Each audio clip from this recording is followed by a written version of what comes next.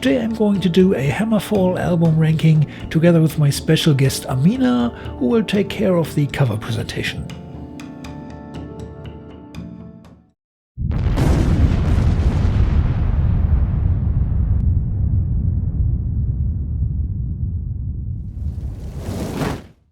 I can say I knew Hammerfall pretty much from the beginning.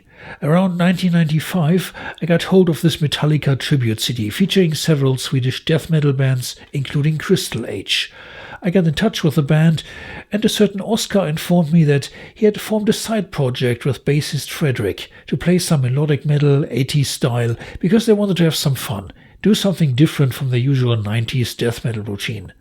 When Joachim joined as a singer, this side project became a serious band. Hammerfall were born. I met them for a chat at the first gig outside Sweden, namely the Wacken Festival 97, and found them very sympathetic with their love for the same 80s metal bands that I adored, like Riot and Demon. Later, I had the opportunity to do some interviews with the band. You'll find one bit from the Legacy of Kings tour on my channel. Check out what Joachim, Oscar and me looked like when we were a quarter of a century younger. Around 2000 Hammerfall had become big and managed to stay on that high level until today, which is a real achievement in a genre where waves are coming and going all the time. Let's have a look at all the albums which contributed to that longevity.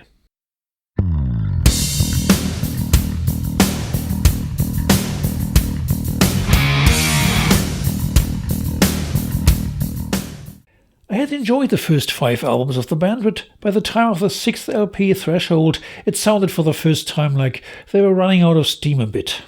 A couple of good songs like Natural High and Dark Wings, but too much forgettable stuff.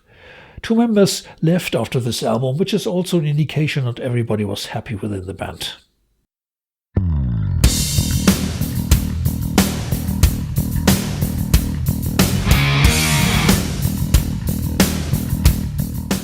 Built to Last might be the only Hammerfall album where the B-side is better than the A-side.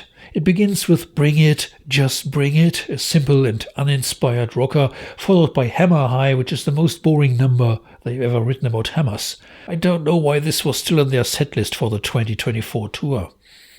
Despite these 2 poor opening tracks, during the remaining 8 songs, Built to Last grows to become an okay album. Stormbreaker and New Breed are my favorite tracks. Second to None is an interesting way to close the album, because despite the piano playing, it's not a typical ballad.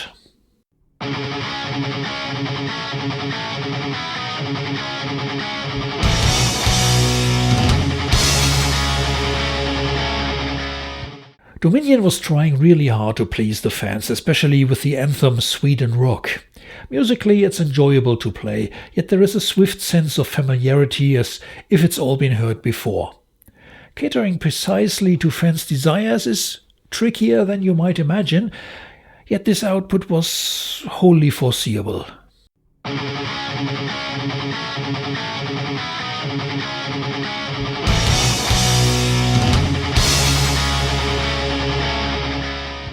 This album is a mixed bag, but with more variety than its predecessor Threshold. Any Means Necessary became a standard in the live set. Punish and Enslave is also one of my faves. Legion ventures into the black metal theme, lyrics, not music. My Sharona is the strangest choice of cover they ever played. It's a matter of taste. Let's say the album has its moments, but isn't one of the best.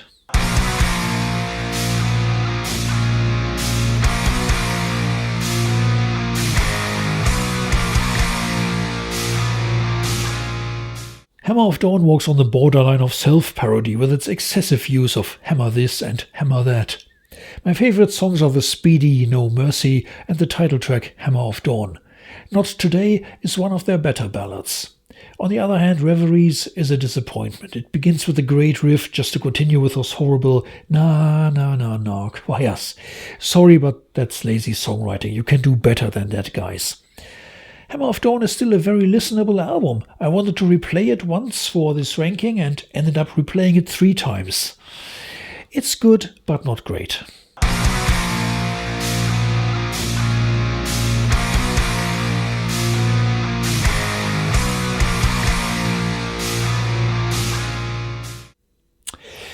Now, I don't want to place the new album too low, even if I love many of the old ones, so let's talk about the positive things.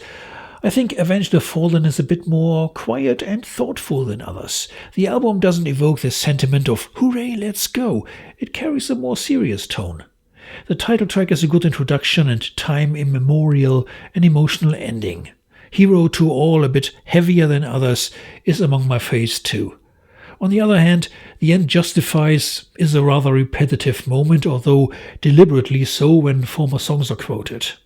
Freedom has too much choir chanting for my taste, but all in all, it's a good release.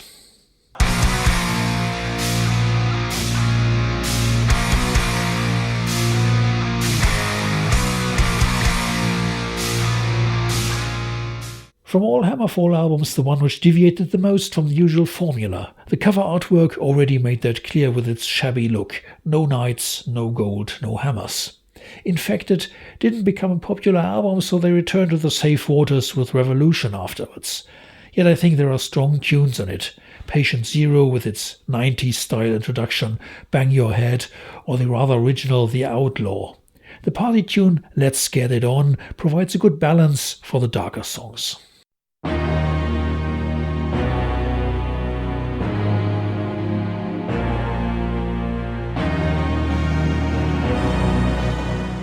For this album, Hammerfall invited Kronos from Venom as guest on the epic metal track Knights of the 21st Century. It adds a really unusual touch, dirty and mean. Quite a nice surprise. Then we get Bloodbound, which remained a long time in the live set.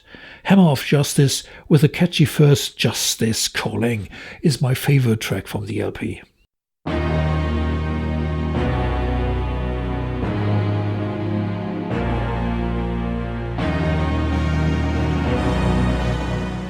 Songs like Riders of the Storm and Hearts on Fire suited Hammerfall well, and the nicely chosen cover of Chastain's Angel of Mercy provided interesting proof again for the US metal influences of the band. Crimson Thunder is fine, but the fourth album could not really improve on what the previous three had done.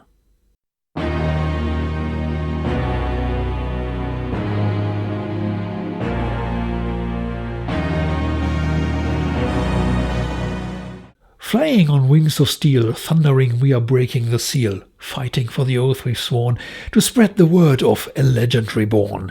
This is probably the best final song Hammerfall had on any of their albums.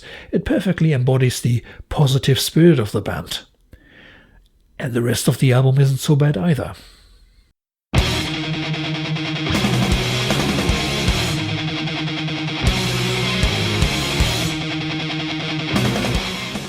After Infected, the band took their longest break ever between two albums. More than 3 years had passed. But the result was a rejuvenated band and the best album of the second half of their career. Revolution has plenty of great songs, from the powerful Bushido to the melancholic Winter is Coming to the dark Ex Inferis or Evil Incarnate. Nothing you want to skip. The album focuses more on the heavy side of the band.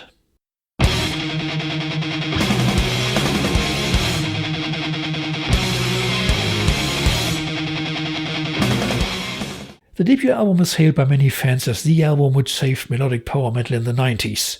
But that's like saying Black Sabbath invented heavy metal with their first album. There are always other bands too who prepare the ground and inspire. You don't work miracles single-handed. However, the amazing sales figures of Glory to the Brave encouraged record companies to start signing more melodic bands again, which was a benefit for the whole scene. Glory to the Brave, if you re-listen today, is not a perfect album. It obviously had great songs to offer like The Metal Age, Steel Meets Steel, Stone Cold and The Dragon Lies Bleeding, but I won't put it on number 1 for 3 reasons.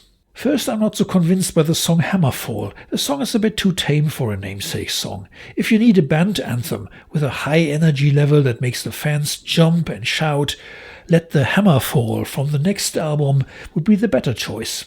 The band seems to agree because they played that one live more often. My second issue is the inclusion of 2 ballads. Glory to the Brave is a great song and became a single from the album, but including I Believe as well seems unnecessary. Third, the album sounds a bit less powerful compared to later albums. That's normal for a debut with a smaller production budget, but if I want my speakers to go boom with a Hammerfall album, I would pick another one.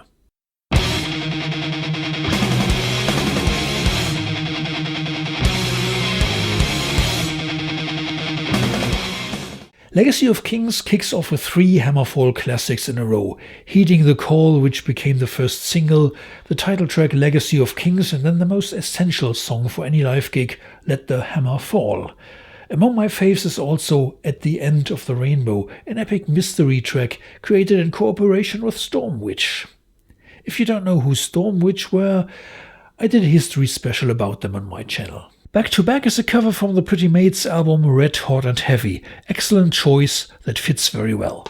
Just when you think Hammerfall might slow down after this, they explode into Stronger Than All, one of their most powerful tunes. What an awesome album, and I'm glad they put out this anniversary edition with a truckload of bonus tracks. Thanks for listening.